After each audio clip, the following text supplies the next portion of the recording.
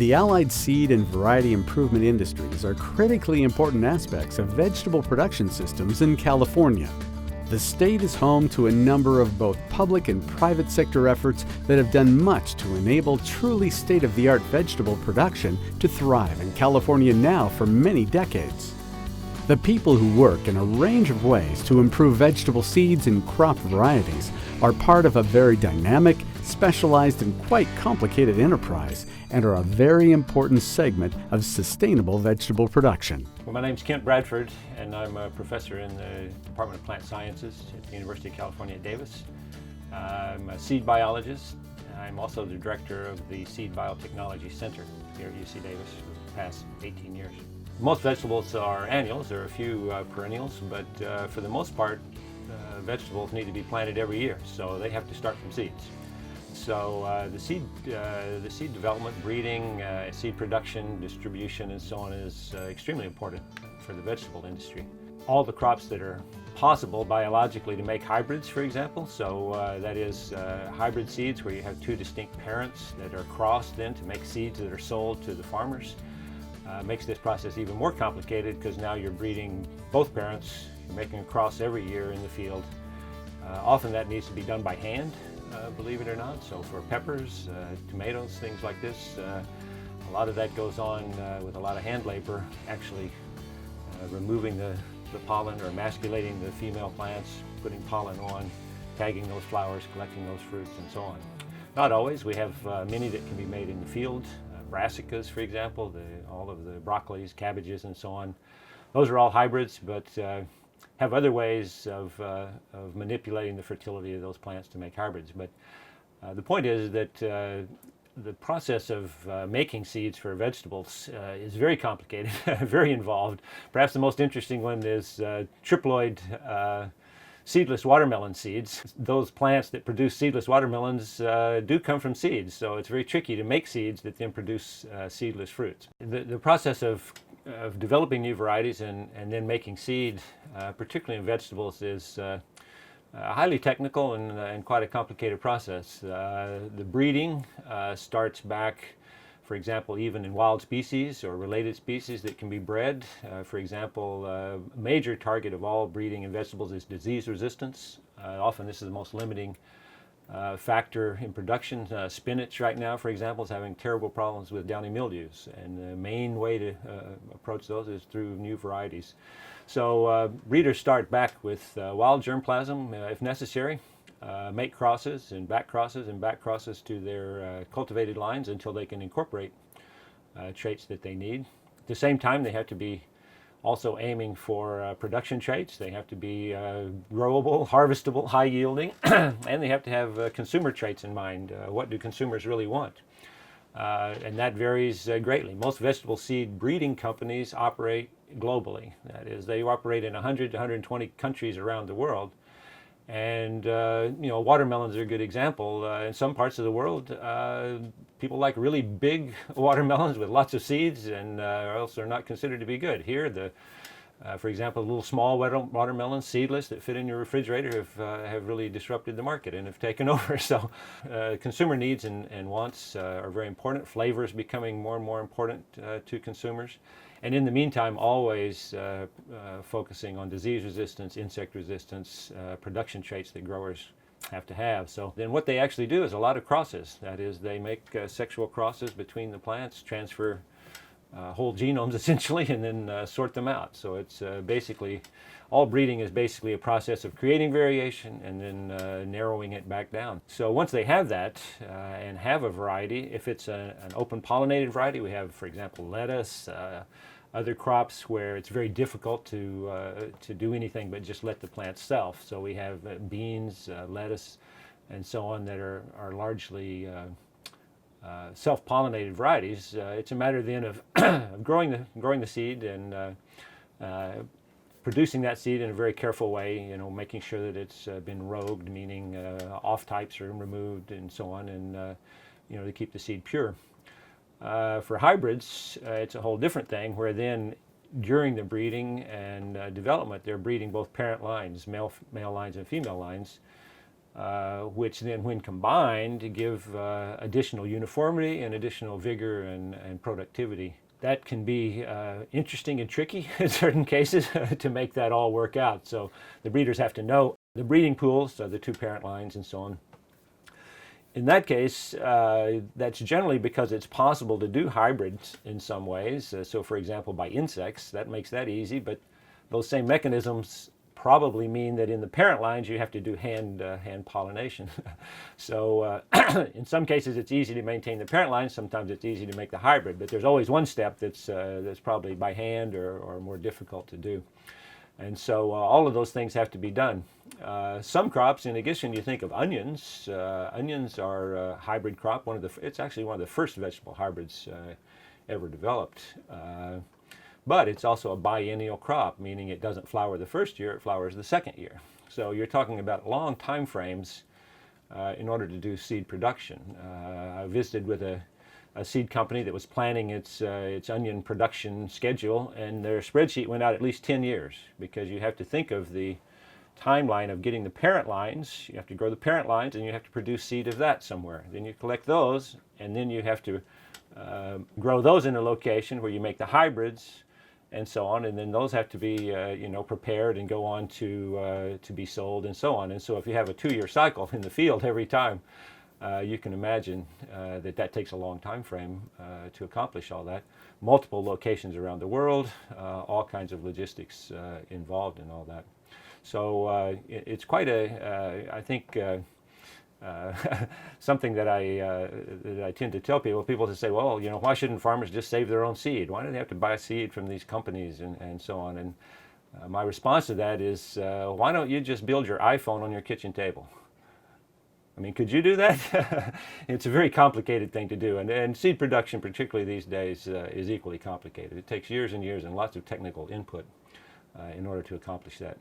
Well, the seed industry is a major industry in California agriculture, although less well known and partially hidden, I guess you'd say. Of course, seed production in general is on the order of maybe 3%, 5% of the area of the crop itself. And in vegetables, probably even less, because again, a lot of it is done in greenhouses in very specific locations. So as a visible industry, it may not appear to be so big, but it's very critical. And California is one of the major locations around the world for vegetable seed breeding and production. 2 reasons. We have an incredible climate in California, or I should say climates, because we have so many distinct climates. We have the coastal regions, we have the inland regions, we have the desert region. We have no rain virtually in the summer, which allows us to mature and harvest very high quality crops with much less disease pressure and so on. The other thing, of course, is that California produces about half of the vegetables for the United States. And so we are a major production location. Breeders want to be producing seeds and varieties that grow well for our growers here. So that combination of ideal growing conditions for producing seed themselves and a huge market for seed has resulted in essentially all major vegetable seed companies in the world operating in California. And we have cohort or an industry of very knowledgeable farmers. This is, again, growing seed is another level of complexity and expertise beyond growing a commodity. And it takes hand labor, it takes management, it takes additional roguing. Many of the seeds are certified, less so in vegetables. It really applies more to other agronomic crops such as sunflowers. We're a major hybrid sunflower seed production location, and all of that is certified. So there's a lot more oversight, I guess you'd say, and a lot more technical complexity to growing seeds. So we have the combination of climate, we have the investment of the companies here, and we have growers who have created expertise that is valuable, and equipment. For example, vine seed production, one of the few places in the world where we have mechanized harvesting of melons and so on, by machine, because of the scale that we have here for it.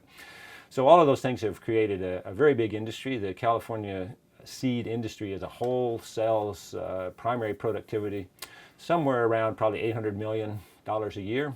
There's all kinds of opportunities in the seed industry. And it's not just breeders and farmers. In between, for example, a lot of plant pathologists are involved in the seed industry because, again, plant pathology is a very important part. There's laboratory people to do seed testing. The seeds are tested multiple times, so there's laboratory jobs doing that. There's laboratory jobs doing testing. There's phenotyping, huge roles now. So all of the, say, tomatoes or other crops that have that go into processing and so on, all of those processing characteristics have to be tested. That is the solids or the sugars that are in those fruits and so on at every stage of development. So again, all the way through the breeding. So there's a lot of that breeding effort. On the seed production side, there's enormous investment in quality control. You know, companies have huge laboratory setups to extract seeds. For now, a lot of it is DNA based, that is checking, is that really a hybrid? Is it really not? Is that the variety that I want? Does it have any disease in it? And so on. The amount of quality control and testing in that industry is remarkable. But also for the shipment of seed around the world now, there are phytosanitary rules so that you have to have tested and documented that you have either zero or some below some threshold amount of disease present, or you can't move seed. You can't move it around the world. So there's all of this background. Then again, beyond that, marketing. There's people out marketing. There's field representatives to go work with the seed growers. There's people doing what they do in every business, accountants, there's everything.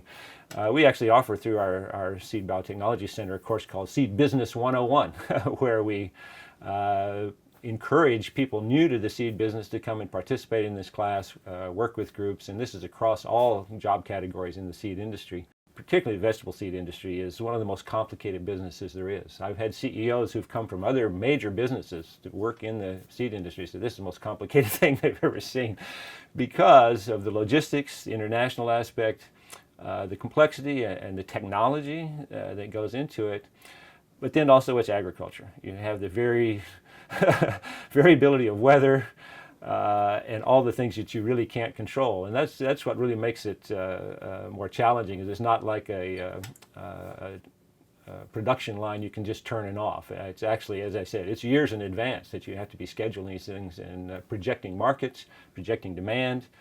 You can imagine growing a whole warehouse full of seed, and then your variety loses out to another variety, and all that seed becomes really not very valuable. So managing that inventory is really a critical thing as well. What am I particularly proud of in my career? I guess that would fall into two buckets. If I could speak, to scientific area, I'm proud that we've been able, in terms of seed quality, to be able to be working in a time period where it's been impossible to go from DNA to traits. In other words, I was born the same week that the Watson-Crick paper came out, if you can believe that. That was the structure of DNA was discovered identical with my lifetime. And I wanted to be a molecular biologist from the time I was in high school. But to be able then to see that those technologies develop so that a person who's really more of a physiologist or a plant grower could use those tools. And so we've been able to do that. We've been able to identify all the way down to the specific gene, several traits that are related to seed quality. So on the science side, that's been exciting and very interesting, and then those can be incorporated into crops. I think on the another thing that I'm proud of is to have been able to be a professor at UC Davis. I'm hugely honored by that opportunity, and it's been a wonderful place to work. But the fact that we were able to create the Seed Biotechnology Center 18 years ago, and then about 11 years ago, the Seed Central organization, which expanded that to connect the university with the seed industry. And I guess one of the things I'm most proud of is the success of that. That is, we've been able to engage the entire seed industry. We've been able to demonstrate, I think, the value of academic research, and in particular connect that industry up with our graduates, not only at UC Davis but throughout the state. The Seed Central organization works with all the undergraduate universities in the state and provide opportunities for students to prepare themselves to be good employees, to meet with industry folks before they graduate, and then have jobs hopefully waiting for them when they show up, which creates more industry in our state, more jobs, more economic impact. So I can say those are sort of the two things that I'm most proud of. Maintaining genetic diversity is a very important part of the seed and variety improvement process. Both university and federal government germplasm repositories and preservation programs for vegetable seeds are very active in California.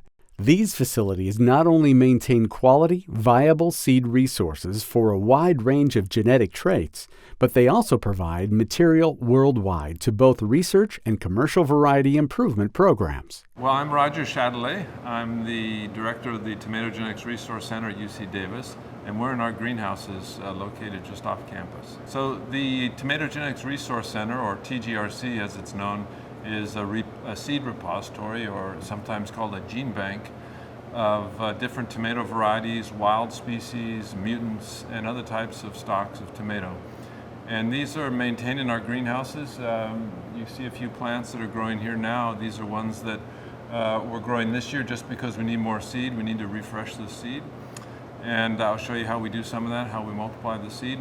And the other thing we do is we store the seed long-term in low temperature and very dry conditions to maximize the longevity of the seed. And we distribute the seed around the world to researchers and plant breeders who are interested in improving tomato for different traits. One of the things that plant breeding, sort of a fundamental idea of plant breeding is you're selecting out of a pool of germplasm or different varieties or breeding lines.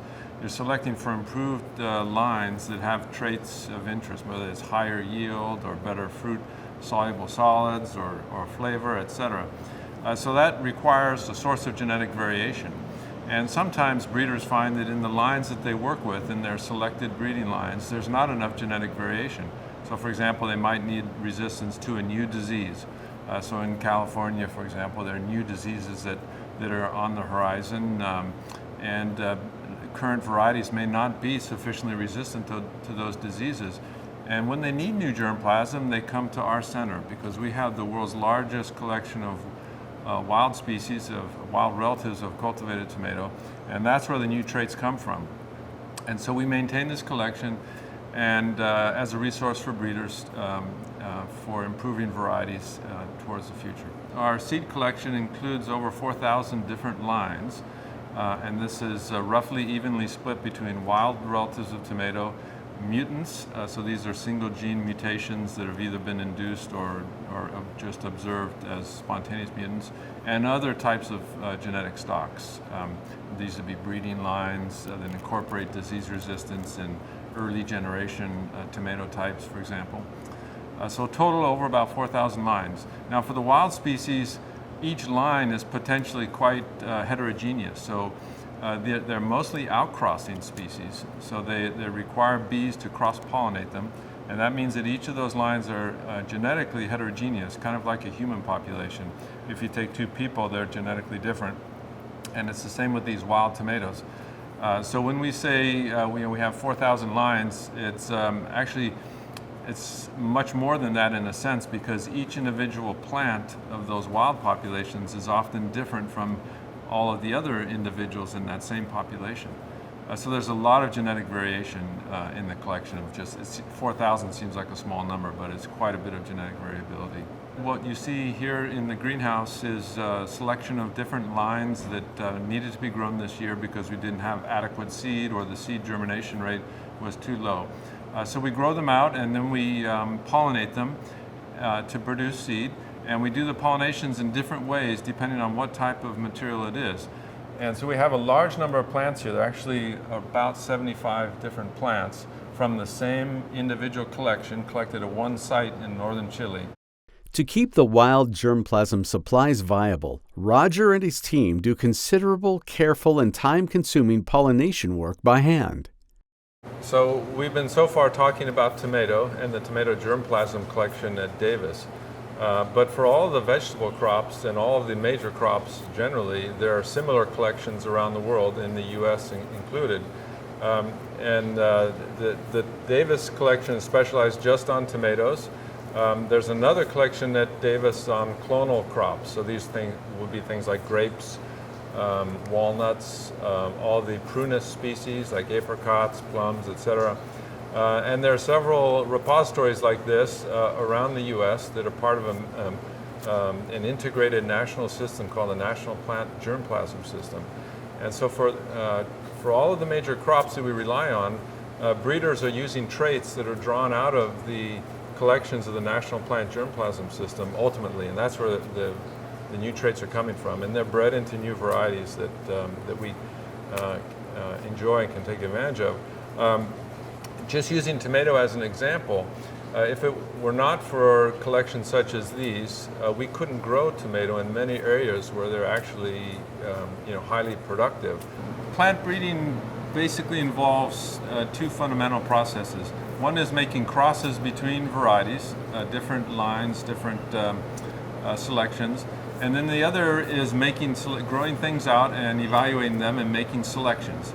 Make selections and you cross the best of those lines and you repeat the process. So it's a cycle. Plant breeding and the crossing process involves two steps. First, the male parts of the flowers are removed in a process called emasculation. Then that flower is pollinated by pollen from another source. I'm Jerry Sarimian. I'm a technician for the USDA ARS in Port Arthur, California. Basically, we collect seeds from arid plants for distribution to universities and breeders for research purposes. These are wild races that have been collected all over the United States, and when you're developing a variety, for a commercialized variety, you're kind of looking for the best of both worlds. So collecting these wild races and looking at the different disease resistance or yield or a number of other characteristics, how they adapt to different climatic conditions. These are all things that you take into consideration in breeding when you're trying to develop a commercialized variety.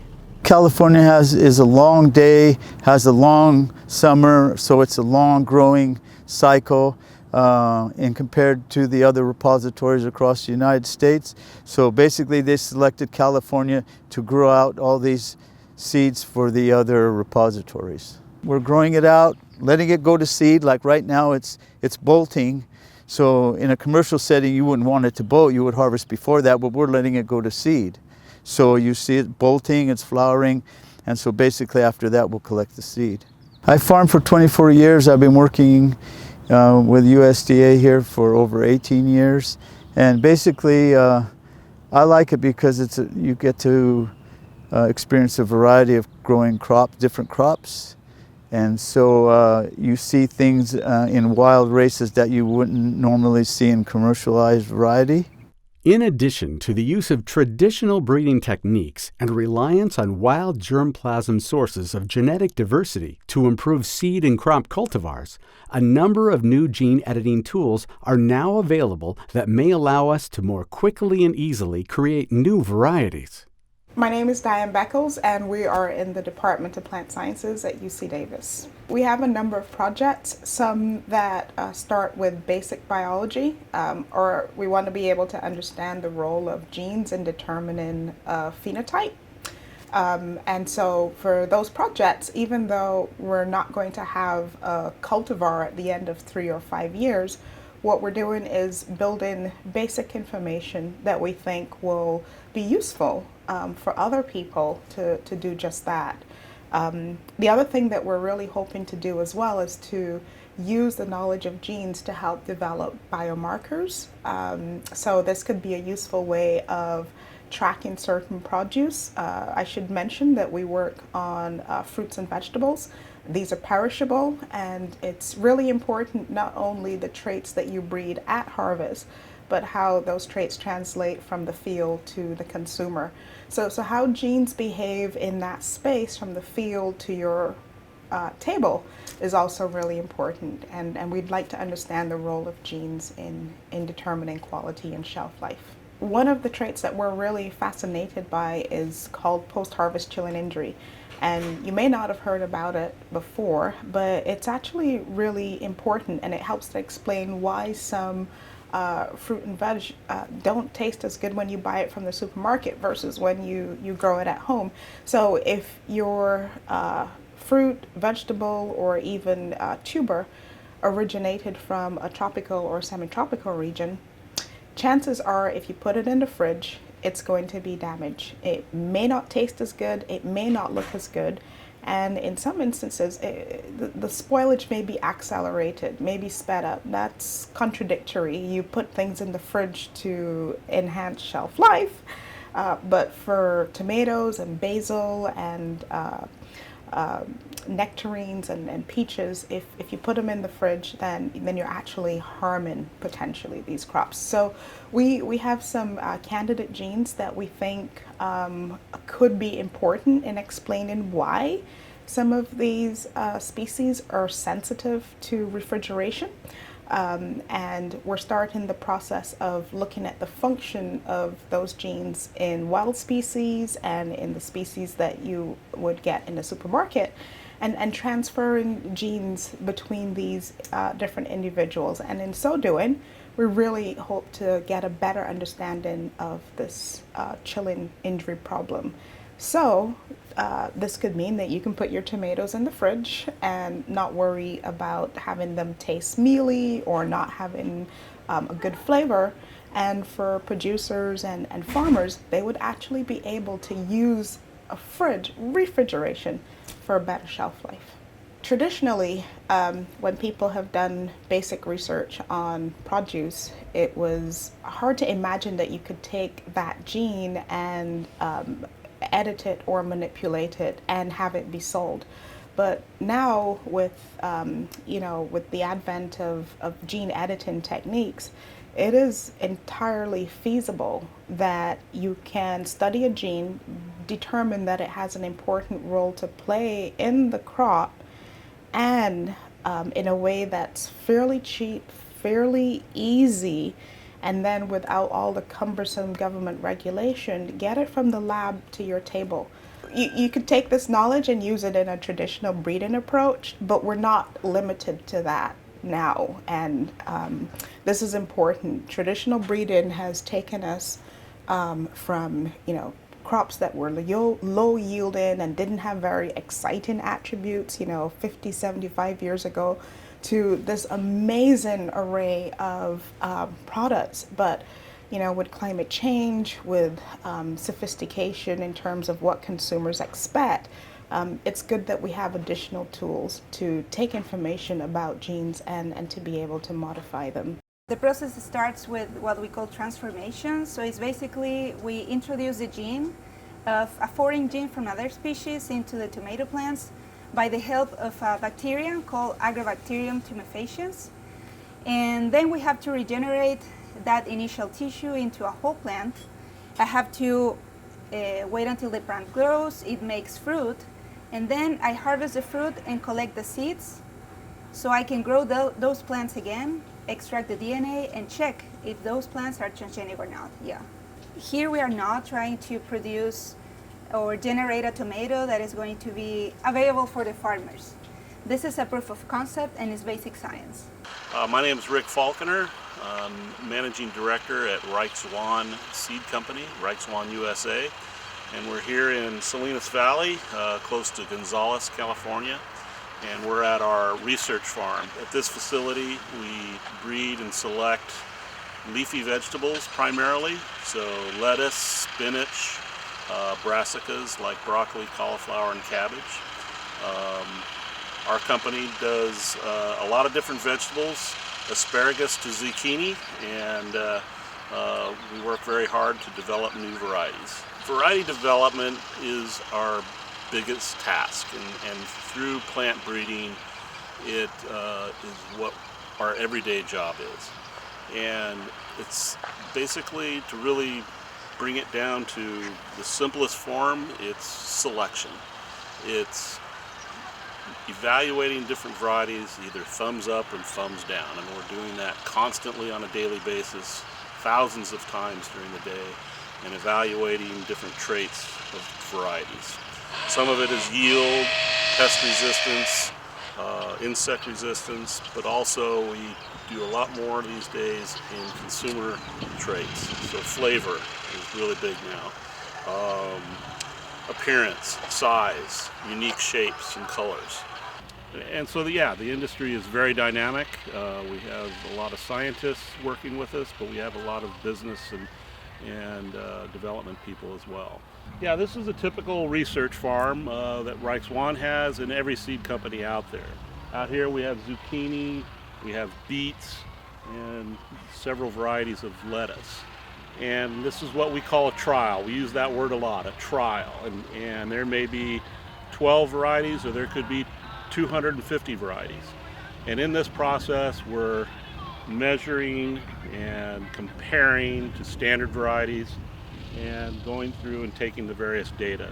On zucchini, we're taking yield, so we're harvesting that, weighing it, making evaluations on things like color and skin thickness. On lettuce, we're cutting them, we're weighing them, we're looking at the different diseases and pests that are hitting those varieties and marking all that data down. So data collection is really our main deal, is being able to put that into the computer and crunch the numbers and being able to, again, select the best varieties for whatever traits we're looking for. For spinach, again, as simple as it is, it seems, there's processing spinach, there's bunching spinach, there's baby leaf spinach, and there's a lot of diversity even within a crop like spinach. This is a Savoy variety, but it's been hit with downy mildew. So you can see it gets necrotic on the underside. They also call it blue mold because the mildew sporulates, and those are millions of spores on the back of that leaf, and those just get disseminated by the wind and it just spreads like wildfire. So this is our seed warehouse, and this is all packaged spinach seed. And after we grow the crop, we package, we size the seed, we treat the seed, or we don't treat the seed if it's organic. These are all pallets of spinach seed. Each one of those bags on the pallet has 1 million seeds in it. That's how we sell spinach seed, by the million. One bag is worth about $300, give or take, depending on the variety. And each pallet generally has about 60 bags per pallet. So one pallet would be around $18,000. So you can see the seed is expensive. A typical grower will plant on an acre about 3.5 to 4 million seeds to the acre. So you can see it's well over $1,000 per acre for a grower to grow spinach seed.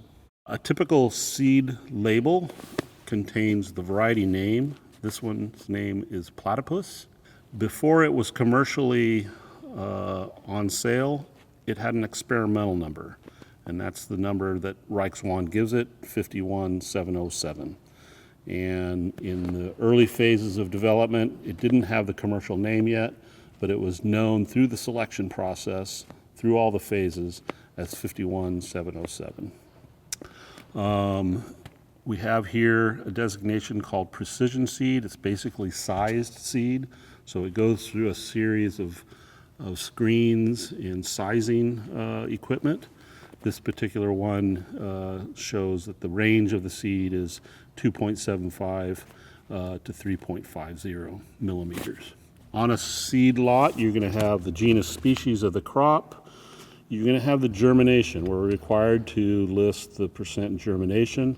This bag is 91%. It's also going to list the test date because it's important to know how old the seed is.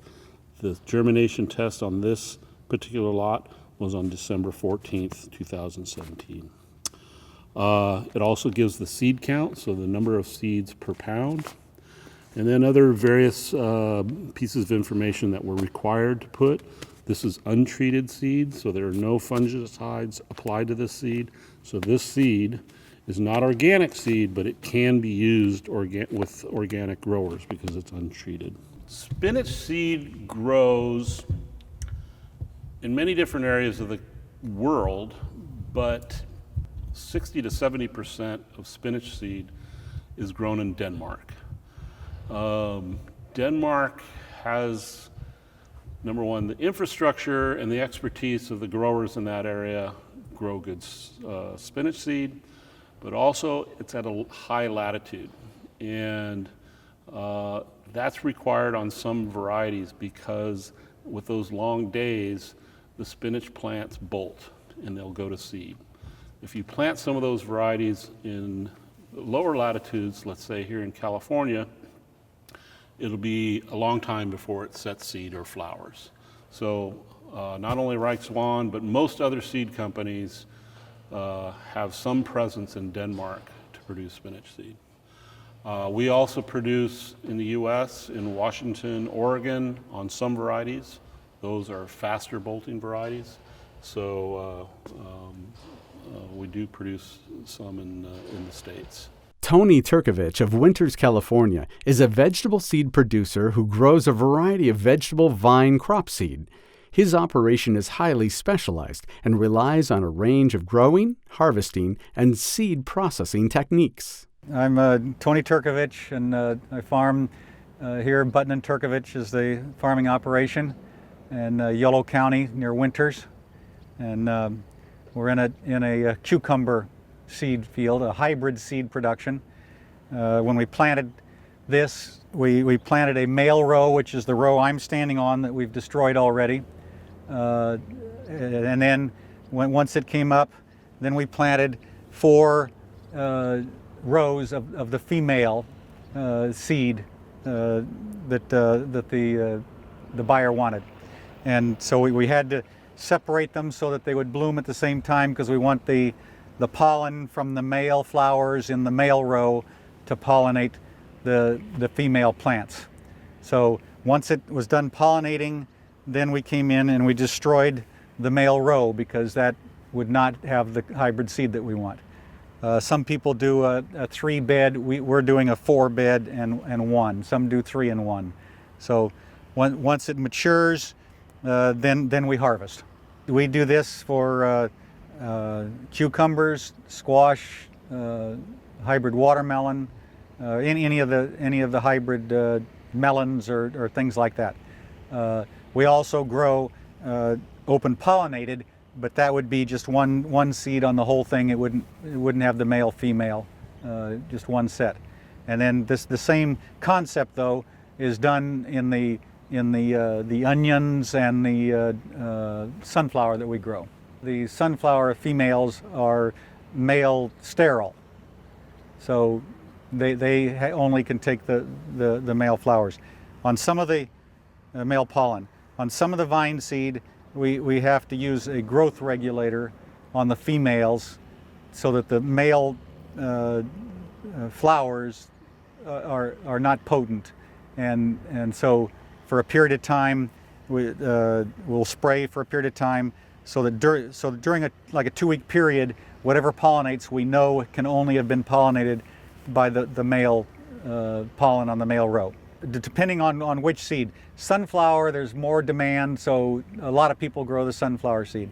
The vine seed, the amount of seed that is needed is not that great, so the acreage that's available is very limited. So it's been over a period of time that we've built this up with different companies that need the seed, but it's not something that every farmer in California could put in their rotation because there's just not that much demand for the seed. So we bring the bins of washed seed in from the field and we unload them, usually 2 bins into the dryer, and through the top door when it's in line, and then the seed is tumbled slowly. We've got in front a big fan and a burner that puts heat in if it's required. We maintain around 100 to 110 degrees, and then the hot air blows underneath. It's in the plenum and then up through the dryer, and the dryer, that's a screen. The whole drum is a screen, so the air flows up into the dryer through the seed, and then over a period of time it's dried. So it takes, depending on the seed and the seed size, from 8 to 20 hours to dry. California farmers also produce lettuce seed generally in large fields where blocks of different types of seed are first grown and then machine harvested using highly specialized equipment. A great deal of work is then required to clean the seed and to separate it from other parts of the plant using rakes and blowers that blow away the non-seed material in a series of cleaning operations right out in the field. California's seed production and variety improvement industries and the fundamental research program that underlie these industries are of immense importance to the state's sustained preeminence in vegetable production. There's a very wide range of aspects to the public and private sector contributions that many highly skilled, knowledgeable, and dedicated contributors make to vegetable seed and variety improvement efforts every day. From plant breeders and geneticists who identify basic variety improvement mechanisms and biological pathways, to commercial seed companies that further refine the selection and improvement process, countless trials, and their marketing of seed worldwide, to the farmers who grow the seed to increase supplies. There are many critically important opportunities for new contributors to become part of these dynamic and exciting efforts.